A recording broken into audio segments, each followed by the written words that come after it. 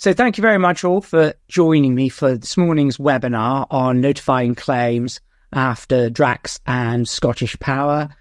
This is part of our King's Chambers commercial webinar series, which has been running over the course of the summer and the autumn. There are still some more talks to come. I'll give you some details of the forthcoming talks at the end. But today it's my pleasure to talk to you about Drax and Scottish Power.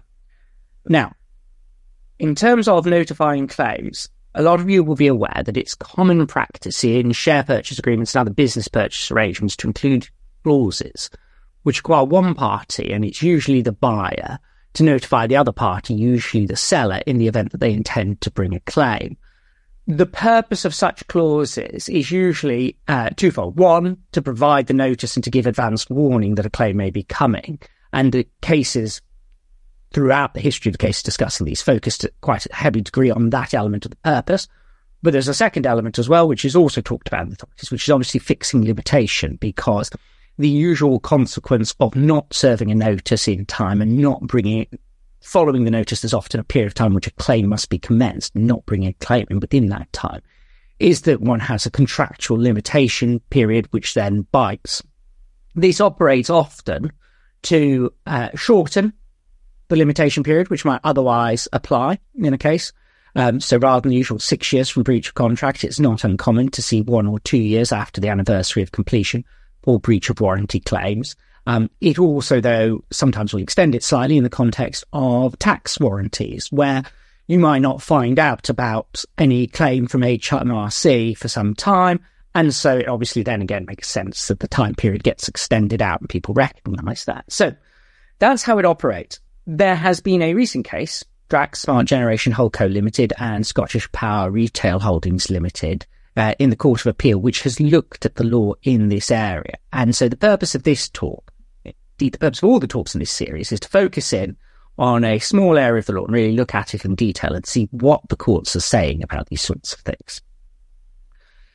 In order to do that, I think we need to start by understanding the facts surrounding Drax and Scottish Power. And if you take nothing else away from this, you might be able to take away some very dull dinner party talk about why things never get built in this country, because I think the interplay of the different companies here and what was going on perhaps tells you something about how infrastructure in this country works. The way it was working in this case, it was that under the terms of an agreement for the sale and purchase of shares dated 16th of October 2018, we call that the SPA, Scottish Power sold shares in a company that it owned to Drax. So we're talking about a Scottish Power subsidiary being sold to Drax. One of the assets that this subsidiary company had was a site in Kent that had potential to be exploited for the development of a new gas-fired power station. Now, if the gas power station was going to be developed, it needed to get connected to the national grid. And the easiest way to do this was by laying cables over adjacent land. The adjacent land was at that stage was owned by E.ON. The site that the gas station could be built on had previously been owned by another Scottish Power entity, and that other entity had had the benefit of an option agreement with E.ON. And the option agreement was valid until 12th of March 2019, and it would allow the other Scottish Power entity to obtain an easement over the adjacent land to lay cables. Any assignments of the option agreement, so for you to validly assign the benefit of the option, that was subject to a condition that the assignee had to enter into a direct deed of covenant with E.ON to perform the obligations of the grantee, that is, the obligations of the other Scottish Power entity. But in fact, it wasn't E.ON, it was the obligor, the person who would have to grant the easement. So at the time, it was E.ON. This is where it gets somewhat complicated and people fell into a trap, because in 2016, the first Scottish Power entity agrees to transfer its business to the company, which is going to ultimately end up being sold to Drax, and the company enters into a deed of covenant in favour of E.ON. But E.ON has at that point already transferred the adjacent land to another company, Uniper UK Limited, and they did that in 2015. So the deed of covenant is trying to comply with the conditions for assignment in the option agreement, but it's undertaking to perform the obligations in favour of a different grantor. So rather than it's dealing with Eon, but in fact the land is now owned by Uniper. So the deed of covenant is executed in favour of the wrong person, and this isn't picked up, and no correct deed is executed within the option period, with the effect that the option lapses. This is what Drax said. Drax said that the consequence of all this, following the sale to it of the later Scottish Power Company, was that the rights under the option agreement were not transferred to that company, so it was not able to exercise the rights. One of the warranties contained within the SPA was that the benefit of the option agreement would be assigned to the company prior to completion, and an indemnity was given to Drax in respect of all losses suffered as a result of any failure to transfer the benefit of the option agreement. On the 8th of March 2019, the company purported to give notice to exercise the option. Uniper says that's not effective because the assignment hasn't been validly completed. In response to that, on the 22nd of May 2019, Drax gives notice to Scottish Power of a matter which may give rise to a claim under the SPA. The parties then negotiated, and during the course of those negotiations, they enter into 2 deeds of variation, which have the effect of extending the time limit for bringing any claim in relation to the option agreement, first to 24 months post-completion, and then to 30 months completion. Now, it all gets a little bit more complicated again, because in December 2020, Drax sells the company that it purchased under the SPA.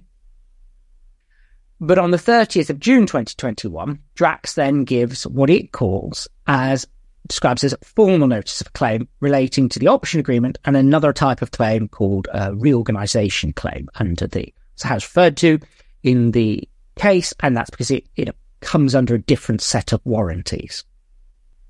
The SPA contained the following clause, and this is not an unusual type of clause. So what it said was that in the case of the types of claim detailed below, the seller shall not be liable for a claim unless the buyer has notified the seller of the claim, stating in reasonable detail the nature of the claim and the amount claimed, detailing the buyer's calculation of the loss thereby alleged to have been suffered. There's then listed beneath that in the SPA a series of subparagraphs, and those subparagraphs set out different types of claims relating to different types of warranties and obligations under the SPA, and setting out different types of limitation periods. And the list ranged from 18 months, which was the initial period that would have applied to a warranty claim in respect of the option agreement, to 10 years post-completion. But as we've already seen, the option claim's initial 18-month limitation period got extended by successive deeds such that it was 13 months. The reorganisation claim had a 7-year limitation period on it under the terms clause. The 30th of June 2021 notice was, as is so often the case in the authorities, it was given on the last possible day for giving notice in respect of the option agreement warranty. Now, if any of you have looked at any cases on limitation or any of the cases that deal with things like service of claim forms, they always say that effectively, they say you're taking your life in your own hands if you leave it to the last day to serve your claim, to issue your claim, whatever it might be.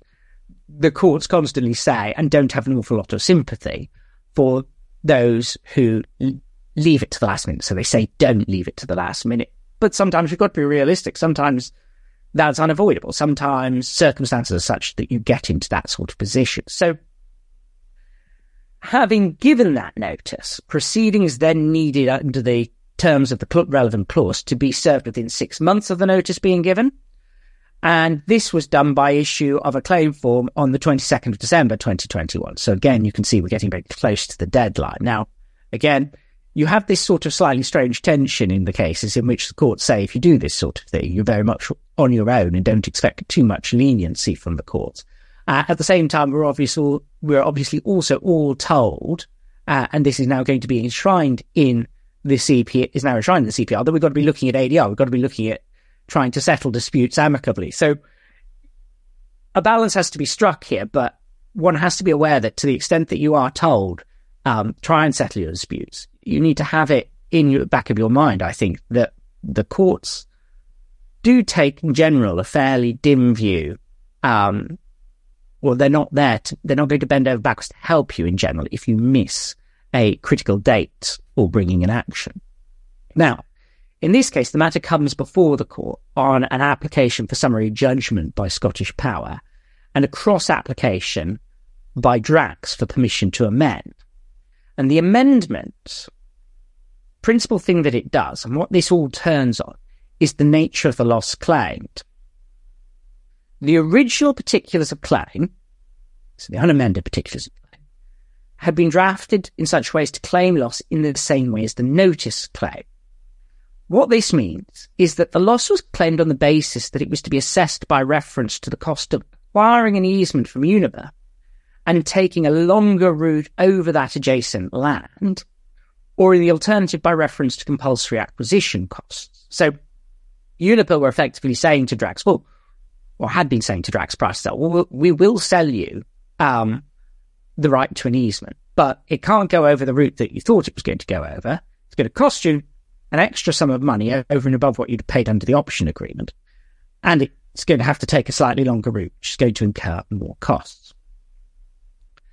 There is a further complication, as I mentioned earlier, in that Drax have already sold the site on to another company. And the evidence before the court was that this issue didn't affect the price that Drax actually got.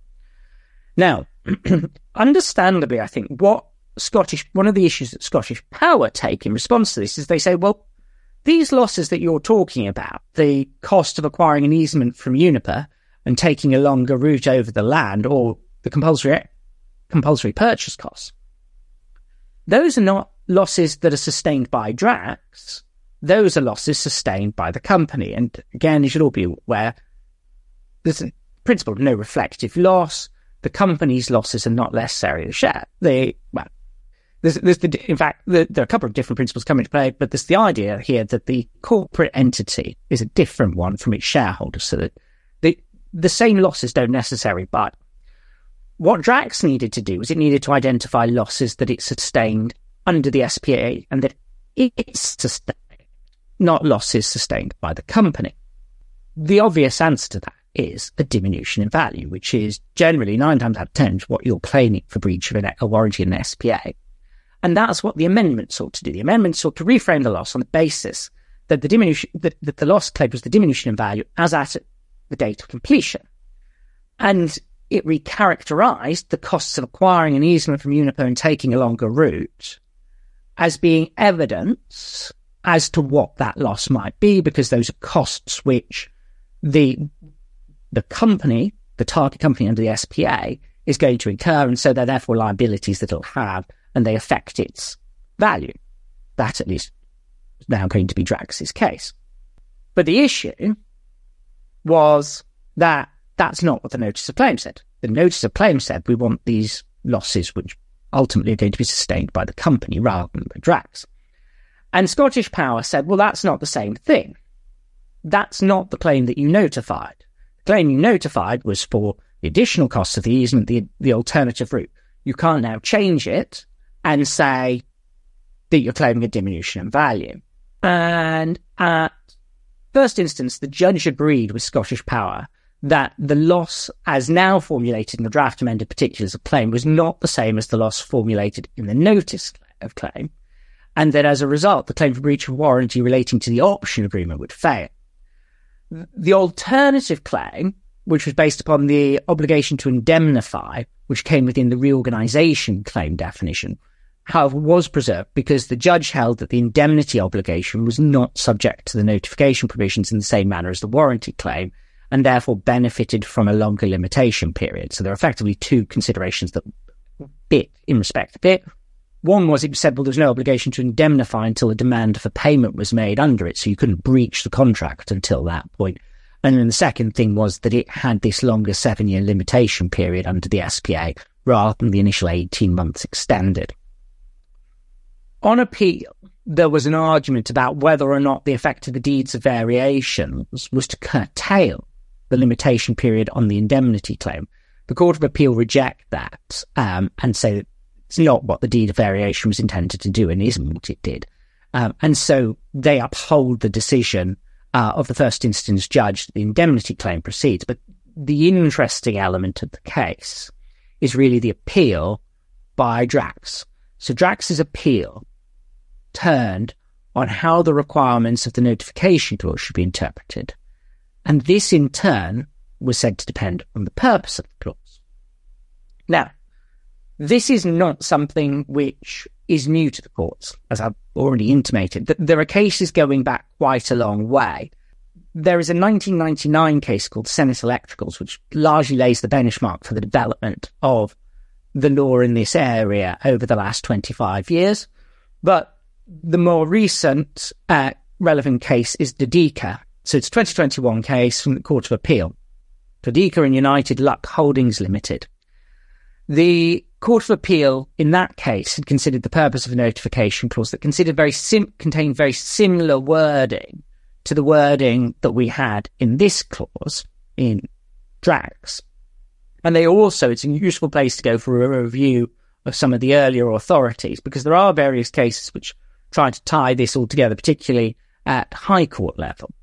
But what Lord Justice Popplewell said in paragraph 46 in Dodica is that the purpose of a notice clause, such as that and in that case it was Schedule 4, paragraph 2b of the SPA, is to enable the recipient to make such inquiries as it is able and would wish to make into the factual circumstances giving rise to the claim, with a view to gathering or preserving evidence to assess, so far as possible, the merits of the claim, to participate in the tax investigation to the extent desirable or possible, with a view to influencing the outcome, and to take into account the nature and scope of the claim in its future business dealings, whether by way of formally reserving or a more general assessment of the potential liability. So in other words, you could summarise that as the purpose of the clause is that you should know about the fact that there's a claim coming towards you potentially, and you should be able to act accordingly in light of having that information. Lord Justice Popwell then goes on to say in Dodica that what is reasonable takes its colour from the commercial purpose of the clause, and what businessmen in the position of the parties would treat as reasonable. Businessmen would not expect or require further detail which served no commercial purpose. That would be the antithesis of what was reasonable.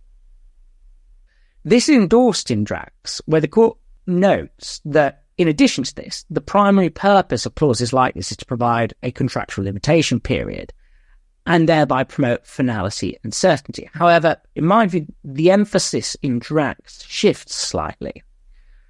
The Court of Appeal in Drax note that the Dodica purposes only come into play if a notice is served. So in that event, they say, it will be obvious that the buyer is seeking to make a claim, so that the achievement of finality and certainty must be postponed. Now, this, I think, is an important clarification in the reason, because what you have in the case law, going back to Senate Electricals case that I mentioned earlier, is a sort of swinging between two purposes, one being certainty and finality, the other being this idea of understanding what the claim is against you. And the way they pull in two different directions, because if your emphasis is on certainty, then really what you're saying is people need to know what they are required to do and what's coming towards them in terms of a claim. And it needs to be a bright line thing. You don't want uncertainty. You don't want these sorts of fights about whether or not a claim is stale or not because it's been brought too late or not notified correctly. You want a hard and fast line. On the other hand, if you're saying that it's purposive, it's about whether or not you can react to the information, if information is sufficient for you to react to it, you're then looking at questions of reasonableness in light of the commercial background. That's a much more nebulous concept. There's a lot more room for error there, and or argument rather. And immediately you can also see that, well, perhaps those sorts of questions of commercial purpose are something that might only be susceptible to determination following hearing oral evidence. So again, in background in my mind, when I hear that, I think, well, is that something that's going to inhibit a summary judgment application? Now, What the Court of Appeal do in Drax is they make this distinction, and they say, well, until a notice is served, the key thing is the certainty. But once a notice is served, they say it will become obvious that the buyer is seeking to make a claim, and so the achievement of finality and certainty must be postponed. So what they effectively say is, well, yes, certainty and finality are your primary considerations when there is no notice. But once you've got a notice, you know that something is happening. And so finality and certainty no longer become primary considerations. In interpreting the notice, you're then looking at this purposive approach of saying, well, does the notice fulfill the purpose for which a notice was required? The Court of Appeal in Drax then go on and they look at Nubaha Cookson and the Hutt Group Limited, which is a 2016 case, where Lord Justice Briggs recognises and confirms that a notification clause is essentially an exclusion clause. And also his view, given at paragraph 19, that commercial parties are entitled to allocate risks between themselves in the event that something goes wrong in such a way that they choose. In Nubaha and Cookson, the Lord Justice Briggs gives quite a lengthy consideration of what it actually means then to say that it is type of exclusion clause. And what he says is that there is a principle that interpreting an exclusion clause, the parties do not normally give up valuable rights without making clear that they intend to do so, but arriving at such a conclusion is not about applying, he says, a special rule of interpretation mechanistically. He says that the interpretation of a clause like this must use, and the phrase he uses, all the court's tools of linguistic, contextual, purposive, and common sense analysis to discern what the clause really means. So, what you then have, and the reason why I mention that, and the reason that it matters, is you have this three-stage approach, effectively, to interpreting these clauses following Drax. The first is, has a notice been served? If a notice hasn't been served, then finality is the key thing. And that's the end of the matter. Now, that probably actually is just common sense. It's difficult to think of a situation in which the notice hasn't been served, where that's not going to be the case. But we will come on when I get towards the end to talk about situations where what happens if there's defective service. If you have a notice that's been served, the key thing then becomes doing a purposive interpretation of the notice. And in doing that, you've got to look at what the clause required. And what Nubaha and Cookson tells us about that part of the interpretation exercise is that these clauses are a form of exclusion clause. And so therefore you assume that the parties didn't intend to give up valuable rights without making it clear that they intended to do so. However, and so that pushes against a strict interpretation. However, you've got to recognise that the parties, particularly in an SPA, are entitled to allocate the risks as they choose. And so you don't just mechanistically assume and say, right, there's got to be something very clear that says that they were intended to give up these rights for us to adopt a stricter interpretation of this clause than we might otherwise adopt.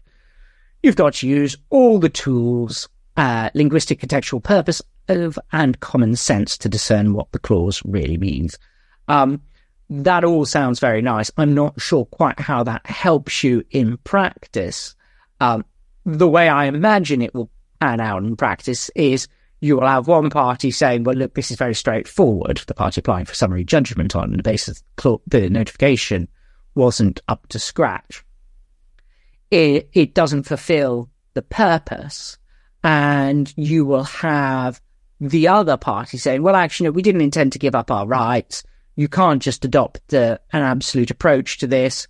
You've got to look at everything in the background. And really, this is therefore no longer suitable for summary judgment. I suspect that may well be how some of the arguments play out going forward. In the Drax case, the Court of Appeal concludes that the loss in the notice did not and could not be equated to the loss now claimed. So that was the first argument. The first argument that was put forward by Drax was, well, really, it's expressed in a slightly different way, but it's the same loss. The Court of Appeal said, no, you were claiming losses suffered by the company in the notice that you served. You're now trying to move that to a diminution claim. that is a loss served by Drax. These are different sorts of losses. But the Court of Appeal then goes on to hold that this is ultimately not a fatal flaw, because what they say is that all that's required in the notice is a statement of an amount claimed. That has to be put forward in good faith. And as long as that's done, that makes it a genuine calculation.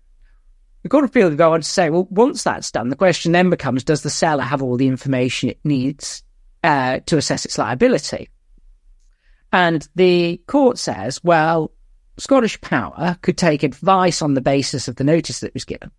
And to the extent that the Scottish Power wished to respond to that notice by saying that the basis for assessing quantum was legally unsound, it was able to obtain whatever evidence it wished in order to, including expert evidence, in order to refute that claim. So it can go down that route if it pleases, and it doesn't inhibit it in responding to the claim that the method of quantification hasn't been correctly put as a matter of law.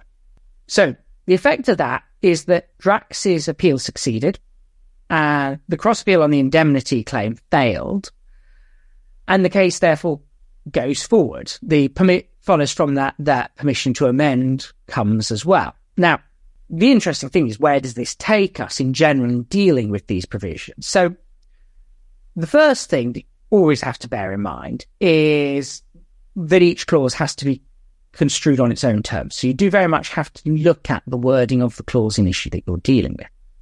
But lots of these clauses are in very similar terms. You can go through the reported cases and they all say each clause has to be interpreted on its own wording.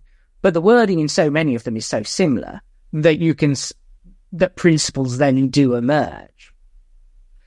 One of the principles that emerges from Drax and from the other cases, the underlying rationale here is that the notice provision is to be interpreted in light of its purpose. This sets up the distinction that I talked about earlier, where no notice is given, and finality is the key consideration in cases where a notice has been served, where the purpose for which the notice is given becomes the key consideration. And so whilst different types of notices serve different purposes, there's actually ultimately no particular reason why, that I can see, why this purposive approach to interpretation should not be applied to all sorts of notices. And in fact, in some of the other cases, for example, you will see Manai Investments cited, which is House of Lords decision dealing with notices in the context of break notices. So you can see that there's a crossover here. And so actually these provisions, this interpretation adopted by the Court of Appeal in this case, could well bleed into other areas. The other thing, though, that I think the decision does is it gives rise to a risk of difficult distinctions, because what it's saying is, well, finality is the key consideration when a notice is not served, but the purpose for which the notice is served becomes the key consideration once it is served.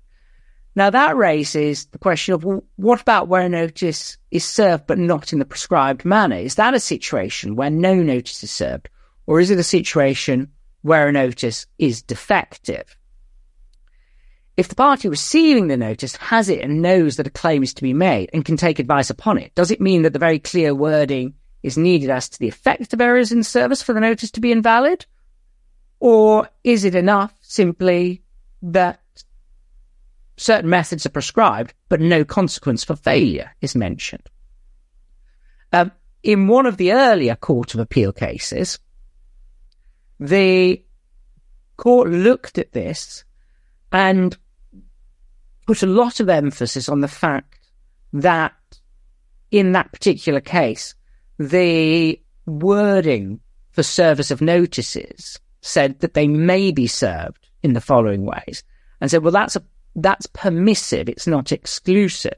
So the court has tried in previous cases to look at the wording of the clause quite carefully in order to identify what is the effect of service which is not strictly in line with what's said, and has made an effort, I think it's fair to say, has looked for, and it's not a difficult stretch because may certainly is a permissive term, but one of the things it looks for is there a way to say that service provision is not an absolute, and so actually there are other ways to serve.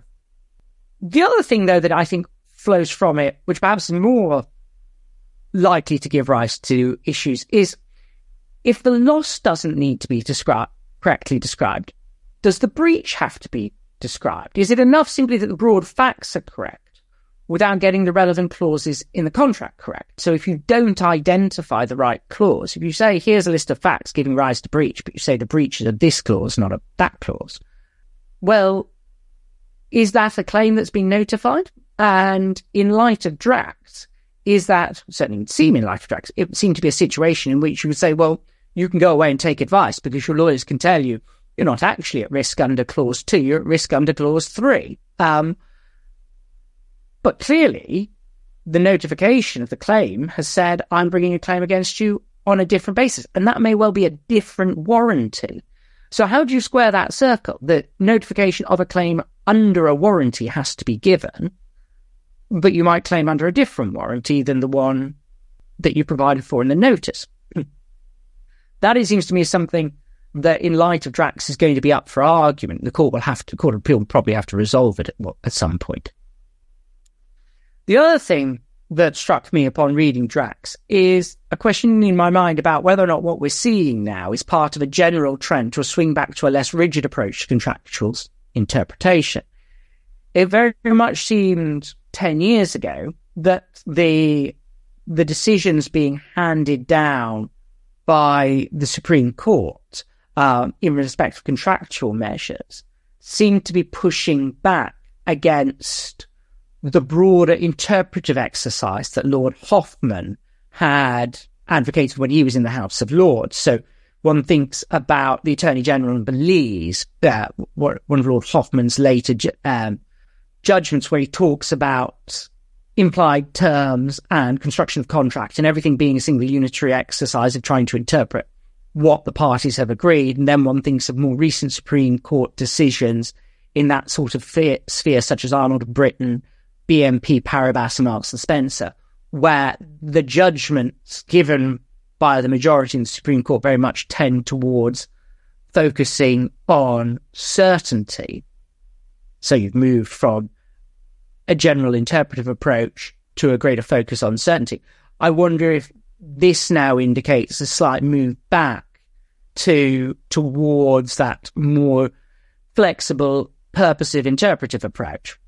It does seem to me that there might be a trend in the law generally that you get reaction and counter-reaction when it comes to contractual interpretation, and always have, with one set of judges focusing very much on certainty because they think things have become a bit too wishy-washy.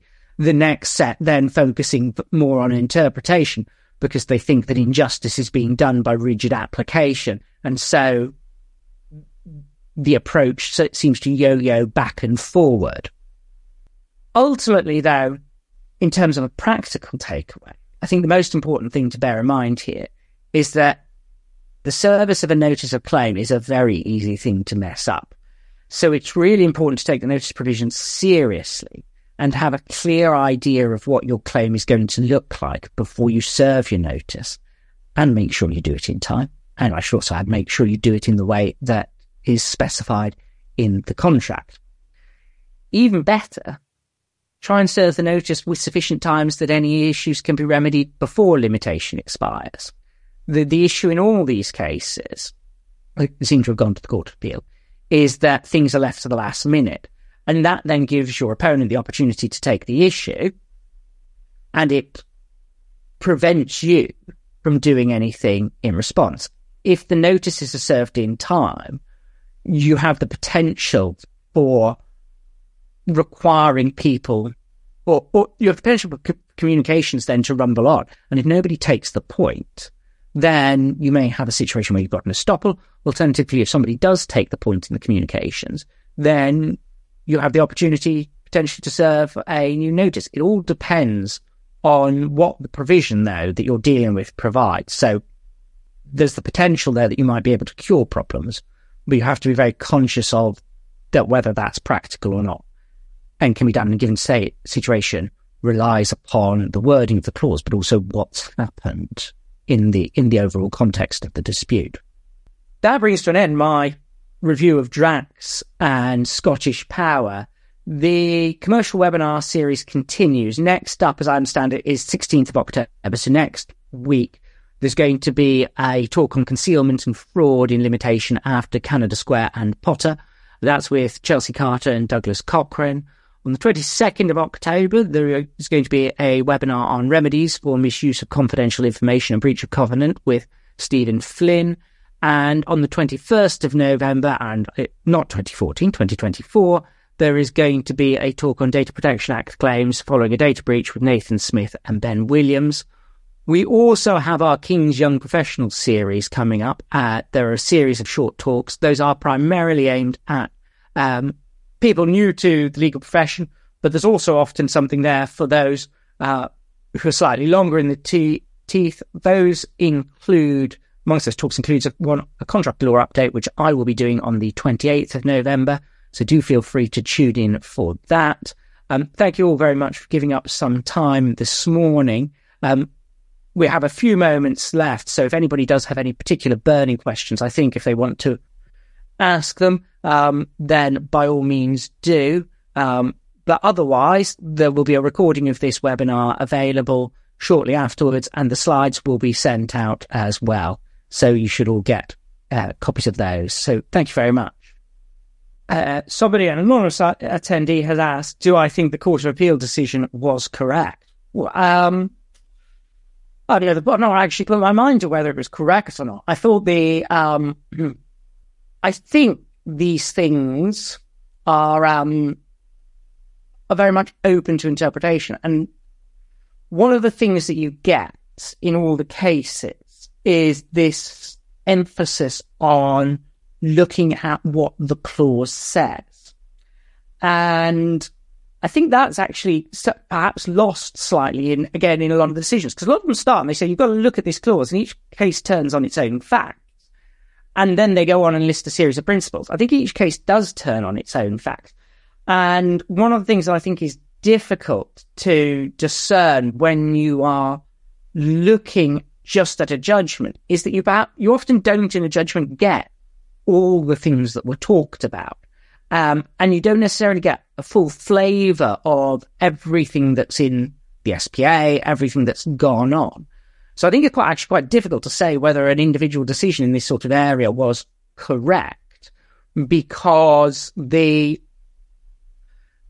don't think you have enough information when you're reading the judgment alone. What you can talk about is whether or not their analysis was correct. And I can certainly see sense in the dichotomy that they adopt in terms of interpretation of the clauses, which is when you look at certainty when there's no notice, you look at the purpose for which the notice is served once you've got the notice. I am not as convinced, though, that there is the same bright line distinction that they draw, because what they seem to be saying is, one, certainly as I read the Drax judgment, is that once you've got a notice, you don't really need to worry so much about certainty. Your focus is on whether or not the clause does what it needs to do, or whether the notice does what it needs to do. Now, the reason I say I'm not convinced about that is that I can entirely see that's right in terms of general principle, but I don't think that certainty and finality have no role to play after that, because that is still the purpose of the clause. The purpose of getting the notice is to suspend finality. But you've got whether or not what happens complies with the requirements of that notice, or whether or not the notice complies with requirements of that clause, I think does still need to take into account the fact that certainty and finality are an important purpose of the clause. So I don't think you can park questions of finality and certainty when it comes to interpreting the contents of the notice for their adequacy or not, in quite the way that the Drax decision perhaps suggests you could. Thank you very much, everybody, for attending. As I say, there are more talks coming up over the next few weeks, so details about those can be found on the website, and I suspect if most of you are attending today, you probably received a mail invite from our marketing team, so I imagine one of those will be coming out to you about those talks in the not too distant future, if indeed it hasn't already landed. But so do keep an eye out for those, because they will be very interesting talks, and hopefully they will have something in it that you might find useful going forward.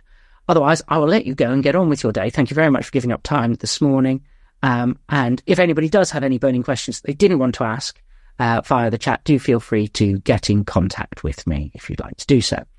Thank you very much, and have a good day.